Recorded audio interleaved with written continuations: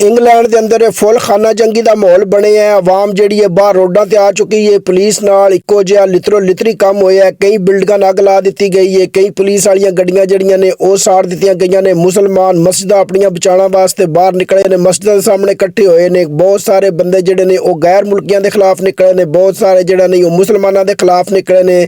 सज्जी party की ते खब्बी party की सारे उत्थे आवाम जिहड़ी है बाहर रोडों पर आई और इक्को जिहा लितरो लितरी होए ने। फुल जिहड़ा नहीं पुट्ठा साइकिल चल रहा, टूप किसी के हथ में, टायर किसी कोल, चक्का किसी डिंगा कर छड़िया, काठी कोई लैके भौंदा फिरदा तो कोई उत्थे समझ नहीं आ रही है। बस एक दूजे लितरो लितरी होए ने। सारा काम बहुत खराब होंदा जा रहा है और ये सारा वाकया जिहड़ा है क्यों मतलब ये पेश आया है, ये बारे तुहानूं थोड़ी जी तफसील दसनी आ कि एक अजील वाला बंदा सी, पोलीटिकल स्टेज जिहड़ा एक लड़के लिया सी, 17 साल की उम्र सी, डांस क्लब सी एक बच्चियां दा और उत्थे बच्चे डांस कर रहे सन ते उस जाके उत्थे छुरी नाल अटैक किया सी और एक 6 साल की, एक 7 साल की और एक 9 साल की बच्ची जिहड़ी है वो जान तो मार दी सी। 6-7 बच्चे जिहड़ा है और जख्मी किए सन जिहड़े हस्पिटल विच ने, जिन्हां दी हालत जिहड़ी है वो बड़ी खराब है।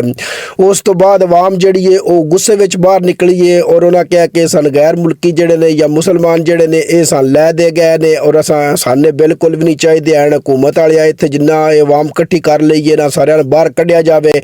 मुसलमान जिहड़े ने वो ये खिलाफ एहतजाज करने वास्ते कि भाई सारा पुट्ठा साइकिल चल रहा है वो भी बाहर निकले ने और वो मस्जिदां अपनियां बचाने वास्ते ताकि मस्जिदां नूं कोई नुकसान ना होवे, मस्जिदां दे अगे पिछे इकट्ठे होए ने।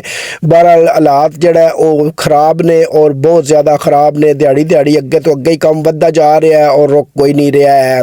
ये वाकया जिहड़ा ये पेश आया सी साउथ पोर्ट के अंदर। उत्थे मतलब ये लड़का सी और इस लड़के का तलक जिहड़ा है मुसलमान सी और इहदा तलक रवांडा नाल सी। बहरहाल जी काम बड़ा खराब जी। इंग्लैंड में जिहड़े भी भैन भरा उत्थे आओ चुप करके अपने घरों में बैठे रहो भरा, बाहर रोडों उत्ते कोई हालात ने बाहर निकलने दे और दिहाड़ी तो दिहाड़ी एक शहर तो अगे और मार्केटां कई साड़ियां जा रही ने, अगे तो अगे ही काम वधदा जा रहा है। अल्लाह करे जिहड़ा अमन हो जाए। बहरहाल एक डंग चौधरी यूरोप में भी होना है जी, सारे गैर मुल्कियां नूं खुल पै जानी है।